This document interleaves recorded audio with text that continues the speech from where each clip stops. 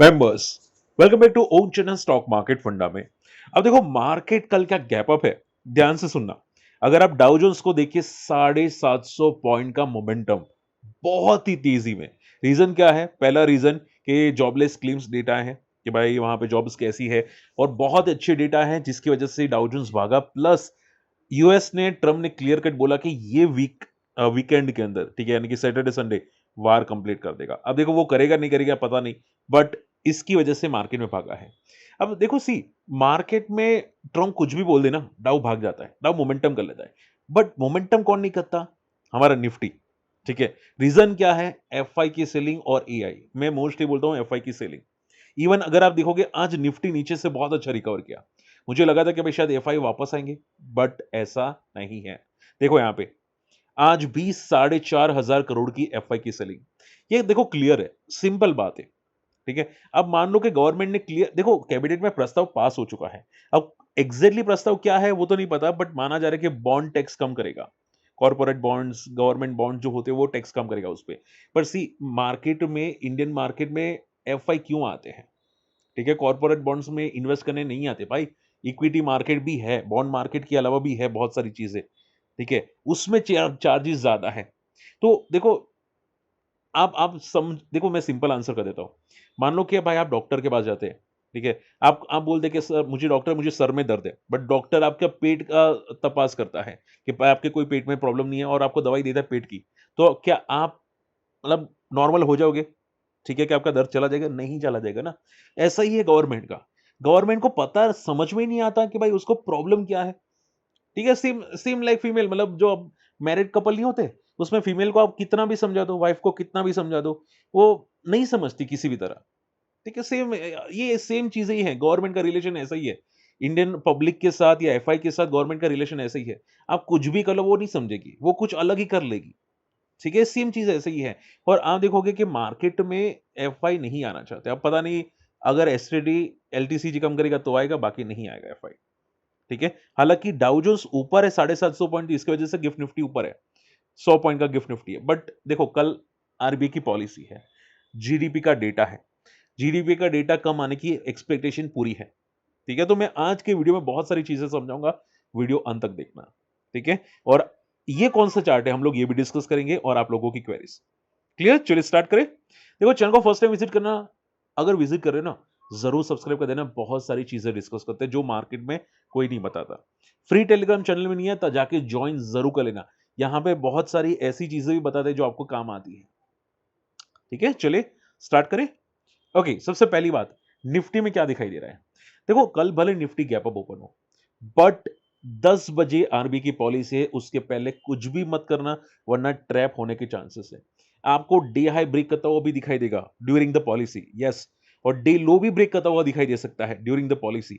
But जब तक policy खत्म ना हो तब तक कुछ मत करना, वरना ट्रैप हो जाओगे, क्लियर कट। ठीक है, रिवर्सल ट्रेड लेंगे और आपका एसटीडी चार्ज बढ़ जाएगा, और गवर्नमेंट यही चाहती है कि भाई आप चार्जेस दे। ठीक है, आप जिए मरे फर्क नहीं पड़ता, बस आप चार्जेस दे। ठीक है, इसकी वजह से कफन के भी चार्जेस लेते हैं। बट एनीवे, छोड़ देते हैं हम लोग टॉपिक। आप सिर्फ इतना समझो कि आपको करना क्या है। देखो, गवर्नमेंट की पॉलिसी जैसी खत्म होती है, आरबी की पॉलिसी, आप आधे घंटे के बाद देखो कि मार्केट कहां जा रहा है। मार्केट में जब तक 23,200 ब्रेक ना हो तब तक कुछ मत करना, 23,600 ब्रेक ना हो तब तक कुछ मत करना। देखो जनरली होता है कि आरबी की पॉलिसी के बाद मार्केट मोमेंटम करता है 12 बजे के बाद, मोस्टली 12 बजे खत्म हो गई, या फिर नेक्स्ट डे को यानी कि मंडे को मोमेंटम करेगा। और मोमेंटम जो भी डायरेक्शन में आएगी बड़ी वाली आएगी, 500 से लेके 1000 पॉइंट की बड़ी मोमेंटम आएगी। बात समझ में आ रही है? तो शॉर्ट एंड सिंपल में आप प्रिपेयर रहना। डायरेक्शन मूव आ सकती है, बट लेवल को रडार पे रखना। 23,600 का इंपॉर्टेंट रेजिस्टेंस, 23,200 का इंपॉर्टेंट सपोर्ट। जब तक ये ना टूटे ना आफ्टर द पॉलिसी, तब तक कुछ भी करना बेवकूफी है। क्लियर? बात है क्लियर? चलिए रिटेल के लिए बता देता हूं, ध्यान से सुनना। रिटेल देखो, एफआई तो भले नहीं आ रहे। आप सिर्फ ये समझना, देखो मार्केट में भले निफ्टी परफॉर्म ना करे, बट मिड कैप इंडेक्स छोटा मोटा परफॉर्म करेगा। देखो एफआई जब थे ना मार्केट में, तब मिड कैप इंडेक्स या बोल सकते हैं mutual funds particular every year most probably 15 से लेके 17-18% का रिटर्न देते थे। मान लो अभी एफआई नहीं है, ठीक है, तो आपने देखा होगा कि लास्ट ईयर के अंदर जो म्यूचुअल फंड ने रिटर्न दिया वो 7 से 8% के आसपास है। मतलब 5 से लेके 8% का। तो आप ये समझ के चलो कि मैक्सिमम टू मैक्सिमम 12% का म्यूचुअल फंड में रिटर्न मिलने के चांसेस दिखते हैं, स्मॉल एंड मिड कैप के अंदर। तो घबराना मत, ठीक है? रिटर्न कम होंगे बट होंगे। म्यूचुअल फंड की बात कर रहा हूँ यहाँ पे। तो रिलैक्स रहना, माइंड शांत रखना, कोई घबराने की, पैनिक करने की ज़रूरत कोशिश मत करना। ठीक है? चलिए, ओके। अब देखो डाउ जोन्स ऊपर क्यों है, मैं रीज़न आपको बता चुका हूँ। एक तो माना जा रहा है कि दिस वीकेंड के अंदर यूएस ईरान की वार खत्म हो जाएगी, ऐसा ट्रम्प ने बोला। अब वो बंद करे नहीं करे नहीं पता, क्योंकि आप भी जानते हैं ट्रम्प पलटू मानस है, ठीक है? एंड अगर कर लेता तो अच्छी बात होगी। डाउ जोन्स उसी की वजह से ऊपर है, प्लस जॉबलेस डेटा, ठीक है? और उसके अलावा भी अगर हम लोग बात करने जाए, देखो यहाँ पे फाइनल नेगोशिएशन ट्रम्प पहुँच चुका है, ठीक है? तो ये एक पॉजिटिव साइन आ रहे हैं अभी के लिए, ठीक है? तो मार्केट में रिलैक्स रहना। ओके, मुझे ये बताओ ये किसका चार्ट है? देखो मैं यहाँ पे कोई रिकमेंडेशन नहीं कर रहा हूँ, मैं आपको चार्ट पढ़ना सिखा रहा हूँ, तो ध्यान से देखना। ये कौन स देखो मैं कंपनी का नाम जानता हूँ, बट सेक्टर नहीं जानता, मैं डिटेल में पढ़ा नहीं है सेक्टर, चेक नहीं किया है, बट थोड़ा ध्यान से फोकस करना। ये डेली चार्ट है और ये है मंथली चार्ट सेम कंपनी का, ठीक है? अब ध्यान से देखना। देखो अगर आप डेली चार्ट में देखोगे ना, तो यहाँ पे वॉल्यूम्स अच्छे आ रहे हैं, ठीक है? रिजल्ट के बाद आप देखोगे गैप अप ओपन हुआ था, फॉल हुआ, रिजल्ट का हाई ब्रेक कर चुका है। यानी कि रिजल्ट का 7 दिन का हाई ब्रेक हो चुका है, ठीक है? तो मोमेंटम तो डेफिनिटली स्ट्रांग है, मैं ना नहीं बोलूंगा। इसके पहले भी बड़े प्लेयर्स थे, ऐसा नहीं कि अभी बड़े प्लेयर्स आए हैं यहाँ पे, बट इसके पहले भी देखिए, क्योंकि अगर आप देखोगे उसके पहले भी बहुत अच्छा ट्रेंडिंग में था स्टॉक। 200 मूविंग एवरेज से लेके बहुत अच्छा मोमेंटम किया था। ये ओके, बट अगर आप मंथली चार्ट देखोगे ना, ये मंथली चार्ट है, तो मंथली चार्ट में 3 लगातार पॉजिटिव मंथ की क्लोजिंग आई है। 3 पॉजिटिव मंथली क्लोजिंग, यानी कि ये वर्टिकल गया है। आप देख रहे हैं वर्टिकल मोमेंटम है। तो हो सकता है एक बार सपोर्ट लेने बंदा आए नीचे थोड़ा, ओके। हालांकि रिजल्ट का 7 दिन हाई ब्रेक हुआ है, तो 2 पॉसिबिलिटी है। या तो ये यहां से कंटिन्यूअसली मोमेंटम करेगा, या फिर यहां से ये साइडवेज होके फॉल होके ऐसा एक जोन बना देगा, यानी कि बेस बना देगा, ताकि मंथली चार्ट पे ज्यादा वर्टिकल मोमेंटम ना दिखाई दे या स्टॉप हो जाए थोड़े एक टाइम के लिए, 1 मंथ के लिए, 2 मंथ के लिए। ओके, तो हमेशा चार्ट को रीड करना। रिजल्ट का 7 दिन का high, it's positive sign, but कभी भी स्टॉक के अंदर एंटर करो बेस्ड ऑन दिस न्यूज कि भाई 7 दिन का हाई ब्रेक हुआ, तो मंथली चार्ट भी एक बार देख लेना। अगर मंथली चार्ट में 3 महीने लगातार पॉजिटिव मोमेंटम है और बहुत ज्यादा मोमेंटम आ चुकी है, तो हो सकता है कि आपको शायद ऊपर ट्रैप हो, ठीक है? या ऊपर आपको टैप करे, तो थोड़ा कॉशियस रहना। कंपनी खराब नहीं है, मोमेंटम अच्छी है, बट थोड़ा वर्टिकल गया है। आई बात समझ में? और अगर आप देखोगे मंथली चार्ट में ये बिग बुल पैटर्न बना रहे हैं, देखो यहाँ पे, ये मंथली चार्ट में बिग बुल पैटर्न बना रहा है, ठीक है? तो चांसेस है कि ये सपोर्ट लेने आ सकता है। क्लियर? चलिए, ओके, अब ध्यान से सुनना। एचडीएफसी म्यूचुअल फंड ने लमसम करना रिस्ट्रिक्ट कर दिया है गोल्ड ईटीएफ के अंदर। ये डेफिनेटली नेगेटिव न्यूज़ है। समझो बात को, क्योंकि देखो बड़े प्लेयर्स अगर बिकवाली करते हैं और म्यूचुअल फंड भी बिकवाली करना स्टार्ट कर देते हैं या लमसम नहीं लेते, यानी कि उनको यही लगता है कि गोल्ड में टॉप बन चुका है। समझ में ये बात है, वरना वो लमसम क्यों ना बोलते? तो ये बड़े प्लेयर्स होते हैं ना जो फंड मैनेजर्स, उनको आइडिया आ जाता है, और मुझे भी सेम था कि गोल्ड यहां से फॉल करेगा। तो माइंड प्रिपेयर रखना, चांसेस बहुत हाई है कि गोल्ड फॉल करने की पॉसिबिलिटी दिखती है। अब ऊपर जाएगा तो पता नहीं, बट पॉसिबिलिटी बड़े प्लेयर्स को मुझे सेम दिखती है। इवन अगर आप मंथली चार्ट में देखोगे, तो मंथली चार्ट का आरएसआई 80 था, अब 60 तक पहुंच चुका है, हो सकता है यहाँ पे 40 भी आ जाए। सो प्रिपेयर रहना, ये मंथ या नेक्स्ट मंथ के अंदर मार्केट में गोल्ड एंड सिल्वर में तगड़ा फॉल बहुत जल्द आपको दिखाई देने वाला है, ठीक है? और ये सैंपल आपको मिल चुका है, एचडीएफसी म्यूचुअल फंड ने रिस्ट्रिक्ट कर दिया लमसम। अब देखो कल जीडीपी का डेटा आने वाला है, माना जा रहा है कि 20 बेसिस पॉइंट कम आ सकता है, यानी कि जीडीपी हमारा कम आ सकता है। अब आरबीआई जो पॉलिसी आएगी उसमें क्लियर कट है कि भाई जीडीपी को लोअर बताएगा एंड इन्फ्लेशन बढ़ाएगा, कि भाई इन्फ्लेशन बढ़ सकता है। अब मेजर्स क्या लेंगे वो डिपेंड करता है, ठीक है? RBI policy. और एक बात याद जरूर रखना, देखो इवन ऐसा भी सुनने में आ रहा है कि आरबीआई शायद, यानी कि गवर्नर शायद रेपो रेट बढ़ाए भी, ठीक है? तो हम लोगों ने अब तक ये सुना था कि रेपो रेट हाइट नहीं होंगे, स्टेबल रखेंगे आरबीआई, बट ये ट्विस्ट आ सकता है कि भाई रेपो रेट बढ़ेंगे, ठीक है? अब मान लो कि अगर रेपो रेट बढ़ते हैं, यानी कि कर्जा इंटरेस्ट रेट बढ़ता है तो एक झटका निफ्टी में आ सकता है। मैं ऐसा नहीं बोलूंगा पैनिक होगा, बट एक झटका, देखिए एक छोटा सा झटका मार्केट में दिखने वाला है। सो माइंड एकदम क्लियर रखना, ऐसा मत बोलना कि जय सर आपने पॉजिटिव ही बोला था, ये तो नेगेटिव हो गया। ठीक है, क्योंकि ये सरप्राइज मूव होगा। बात समझ में आ रही है? क्योंकि आप ये समझो, मैंने जहां तक न्यूज़ सुनी है, 10 में से 8 लोग बोल रहे हैं कि रेट रेट चेंज नहीं होगा, बट 20% ये भी बोल रहे हैं, यानी कि 10 में से 2, कि रेपो रेट बढ़ सकता है। ठीक है? सो माइंड प्रिपेयर रखना, बी केयरफुल, थोड़ी-सी वॉलेटिलिटी आएगी, ऐसा नहीं पैनिक, बट वॉलेटिलिटी आ सकती है, 500-700 पॉइंट की। सीजी पावर देखो यहाँ पे नया प्लांट सेटअप कर रहा है, 39 करोड़ का इन्वेस्टमेंट किया है और बहुत अच्छी बात है। सीजी पावर में हमेशा याद रखो कि बंदा थोड़ा ओवर वैल्यूड था, बट रिजल्ट के बाद जो मोमेंटम आया है, बहुत इंटरेस्टिंग आया है सीजी पावर के अंदर।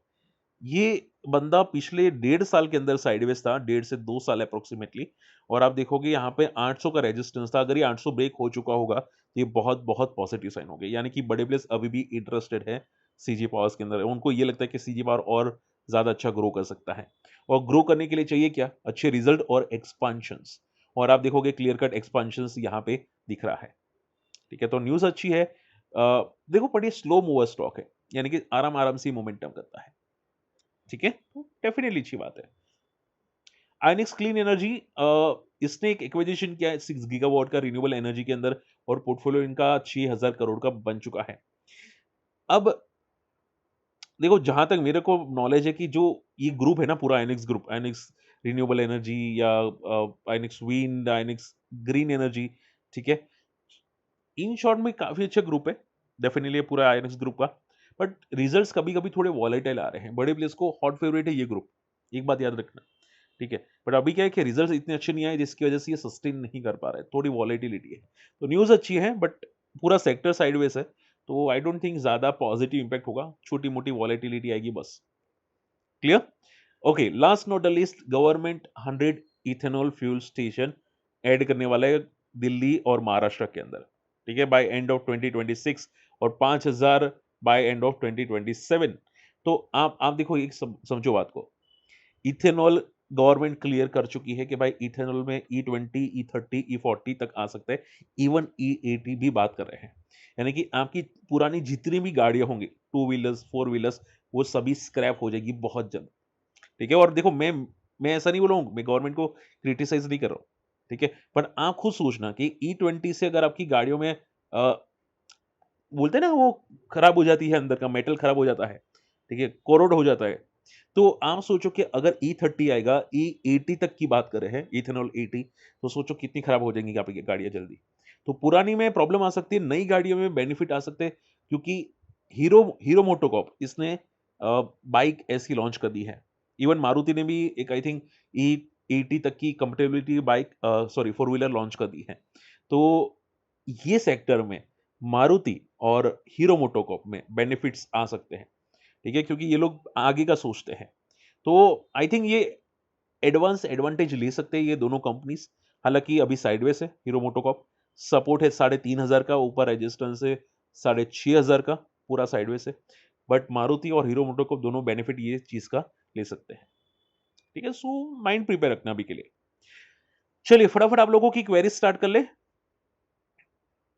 स टा टाटा टेक देखो, मैं ऑलरेडी डिस्कस कर चुका हूँ। आई थिंक मैं शायद स्क्रीनर में मैंने लिया था, बिग बुल स्क्रीनर में। एनीवे, सूर्यो जी, रिको ऑटो देखता हूँ मैं। आई थिंक सर मैंने भी शायद क्रॉस चेक किया था रिको ऑटो को। रिको ऑटो में देखो मोमेंटम आ तो रही है, बट बहुत ही हाई बीटा स्टॉक है। हाई बीटा यानी कि आंख फाड़ू बीटा। आपको ब्रेकआउट दिखेगा ना, देखो यहाँ पे ब्रेकआउट दिखेगा ना, वो नेक्स्ट मंथ के अंदर क्रैश हो जाता है। ठीक है? इतना इतना वॉलेटाइल स्टॉक है, इतना वॉलेटाइल स्टॉक है। ठीक है? तो थोड़ा कॉशियस रहा करो। ऐसी कंपनीज़ में टॉप पे देखना बहुत पैनिक वाला हो सकता है। कंपनी खराब नहीं है, बट वॉलेटिलिटी आँख फाड़ू है। ठीक है? तो मैं ना नहीं बोलूँगा, आपको करना है, जो करना है कर सकते हैं। बस थोड़ा माइंड प्रिपेयर रखना। मैं होता तो बहुत सोच समझ के करता, क्योंकि ऐसी वॉलेटिलिटी मेरा दिमाग खराब कर देती है। ठीक है?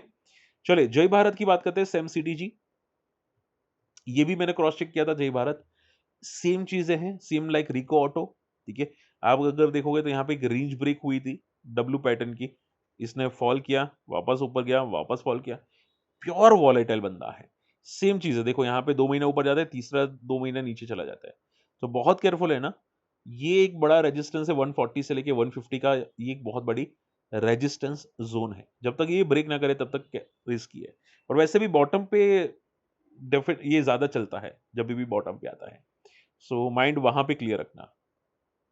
डेक्कन गोल्ड का सर सपोर्ट क्या है? देखो दीप पटेल जी, देखो समझो बात को। डेक्कन गोल्ड आई थिंक मैं स्क्रीनर में आया था, अगर मैं गलत नहीं हूं तो। बट हमेशा याद रखो, देखो स्क्रीनर में जो मोमेंटम वाले होते हैं वो आ जाते हैं, रैंडमली आ जाते हैं। मैं तो चूज नहीं करता, वो रैंडमली आ जाते हैं। ठीक है, आपको मोमेंटम अच्छी है डेक्कन में, मैंने देखा था। बट थोड़ी वॉलेटिलिटी रहती है, आपको हमेशा याद रखना चाहिए मार्केट कैप कितनी है। 3,000 करोड़ की मार्केट कैप में वॉलेटिलिटी बढ़ती है। ठीक है, सपोर्ट में भी लेने आए। ये रिजल्ट इसका थोड़ा सा अच्छा आया है अभी, प्रॉफिटेबल रिजल्ट आया है, रिजल्ट अच्छा आया है। मार्च मंथ में इनका सेल्स भी अच्छा आया है 9 करोड़ का। ठीक है, तो ग्रोथ थोड़ी आ रही है बट वॉलेटिलिटी बहुत है। सो केयरफुल है ना ऐसी छोटी कंपनीज में। जब भी कोई स्क्रीनर में आए जहां पे मार्केट कैप 10,000 करोड़ से कम है, वो सिर्फ और सिर्फ, मैं तो ट्रेड के लिए यूज करता हूँ, आपको जो भी करना है कर सकते हैं। मैं तो मोमेंटम चेक करता हूँ, वॉल्यूम चेक करता हूँ और ट्रेड के लिए करता हूँ। बाकी सपोर्ट लेने आते हैं कभी-कभी, ऐसे स्टॉक जो आते हैं ना हाई बीटा वाले, वो ऊपर जाते हैं तो सपोर्ट लेने के लिए आते हैं, फिर वापस जाते हैं। ठीक है, वॉलेटिलिटी की वजह से। And last not the list, Jindal 100 HFCL भी देखो वर्टिकल जा रहा था, इसकी वजह से एचएफसीएल थोड़ा गिरा। ये स्टरलाइट टेक में भी होगा। ठीक है, वो भी वर्टिकल जा रहा है, काफी वर्टिकल जा रहा है। कमल जी बोल रहे हैं सर जिंदाल 100 का रिजल्ट पे डिस्कस कीजिए, डब्ल्यू पैटर्न बन रही है। देखो कमल जी, जिंदल 100 की अगर मैं बात करूं, ठीक है, ये मैं स्टॉक देख चुका हूं, ये भी थोड़ा वॉलेटाइल बंदा है। ठीक है, ऊपर रेजिस्टेंस एक 280 का और 360 का, यहाँ पे बहुत तगड़ा रेजिस्टेंस है। अगर मान लो ये वर्टिकल जा रहा है और 60 आरएसएम मंथली चार्ट पे है तो पॉजिटिव साइन है। बट आप ये समझ के चलना कि स्लो एंड स्टेडीली जाएगा। अब आपको दूसरी कंपनी जो भाग रही है ना, उस तरह नहीं भागेगा। मान लो कि भाई सिरमा एसजीएस हो गया या स्टरलाइट टेक हो गया, एचएफसीएल हो गया, वैसे नहीं भागेगा। ये थोड़ा वॉलेटाइल करके हार्ट बीट ऊपर नीचे करके भागता है ये बंदा। ठीक है, सो थोड़ा केयरफुल है ना। बाकी हाँ, चीज अच्छी है, रिजल्ट्स अच्छे आए थे। रिजल्ट के बाद का मोमेंटम आई थिंक अच्छा आया है। ऊपर एक रेजिस्टेंस है 280 से लेके 360 का। ठीक है, तो बाकी हाँ, मोमेंटम अच्छी है। चलिए, होप आज का वीडियो पसंद आएगा। वीडियो शेयर करना, चैनल सब्सक्राइब कर लेना, फ्री टेलीग्राम चैनल को ज्वाइन करना मत भूलना। और अगर कम्युनिटी में आना चाहते हैं, कुछ सीखना चाहते हैं, तो हमारे लिंक से अकाउंट ओपन कर सकते हैं। ठीक है, उनके साथ में कभी कभी सेशंस रख देता हूं ताकि स्क्रीनर का यूज बता सकूं, समझा सकूं कि क्या स्क्रीनर होते हैं, क्या यूज होते हैं स्क्रीनर्स के, वगैरह वगैरह। मिलते अगले वीडियो में, टेक केयर।